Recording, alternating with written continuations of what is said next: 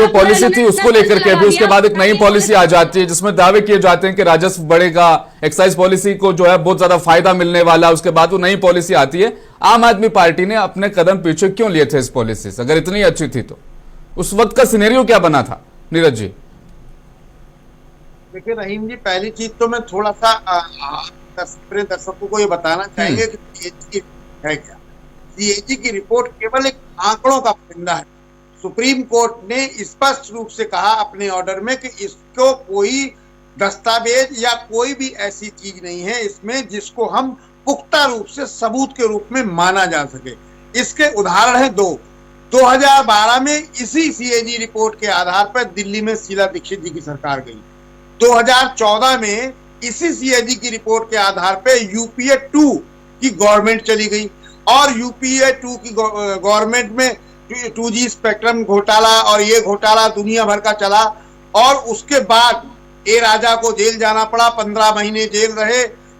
2014 में ही इस CAG report के आधार पर जब सरकार गई और भारतीय जनता पार्टी ने एक नैरेटिव चूंकि सेट किया था और वो सत्ता में आई, 2014 से लेकर 2017 तक ईडी, सीबीआई, जितनी भी जांच एजेंसियां हैं और सरकार इस सीएजी रिपोर्ट के सबूत दस्तावेज अदालत को नहीं पेश कर पाए, जिसका परिणाम ये हुआ सुप्रीम कोर्ट ने कहा ये चंद नेताओं का गढ़ा हुआ नैरेटिव था, इसमें न कोई सबूत है न कोई दस्तावेज है और तत्काल सब मामला ही घोटाला खत्म कर दिया। उन्होंने स्वीकार ही नहीं किया कोई घोटाला हुआ हो।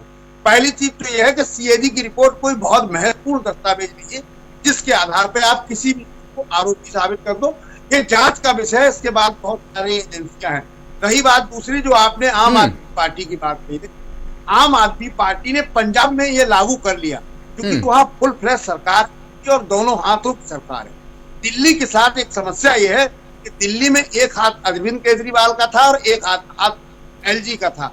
बहुत सारी योजनाएं, बहुत सारी चीजें ऐसी निश्चित रूप से रही जिनमें एलजी महोदय का हस्तक्षेप रहा और इसका जीता जागता सबूत हम अभी आपको दिखा दें। चुनाव परिणाम आने के बाद भारतीय जनता पार्टी अपना मुख्यमंत्री भी डिक्लेयर नहीं कर पाई थी कि एलजी महोदय ने यमुना की सफाई शुरू कर दी।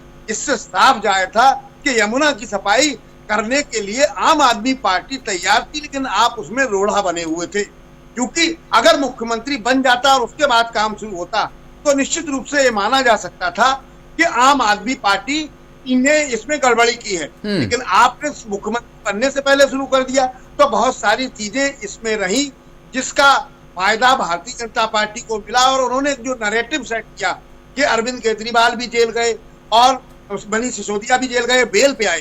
सेम यही कंडीशन जो मैंने पहले बताई, ए राजा जेल गए, 15 महीना जेल में रहे, जमानत पे आए और आज की तारीख में बरी है 2017 में। 3 साल में जब भाजपा कोई सबूत नहीं पेश कर पाई, कोई ईडी सीबीआई सबूत पेश नहीं कर पाई, तो घोटाला खत्म हो गया।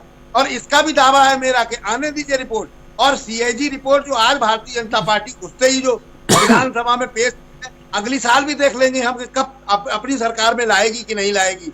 बहुत सारी चीजों का यहाँ आकलन भी करना होगा, ऐसे गुमराह नहीं किया जा सकता। निश्चित रूप से जो आम आदमी पार्टी की प्रवक्ता ने एक बात कही कि आपने उस दांव को खेला जिससे जनता को गुमराह किया जाए उनके मुद्दे से। आपने जो कहा था, प्रधानमंत्री जी ने कहा था कि आप पहली ही बैठक में कैबिनेट की में 2500 रुपए का वादा पूरा करेगी, वो आपको न करना पड़े। हम ये मान लेते हैं एक बार के लिए, रहीम जी 1 सेकंड के लिए मान लेते हैं, आम आदमी पार्टी इसमें दोषी मान ली जाएगी। जनता का क्या भला हो जाएगा? अरविंद केजरीवाल को जेल में दे। जनता के मुद्दों पर जो बात आपको करनी चाहिए थी वो आपने नहीं कही। अब नया नैरेटिव करने की कोशिश की जिससे जनता को गुमराह किया जा सकता है, भटकाया जा सकता हो। जी रहीम जी।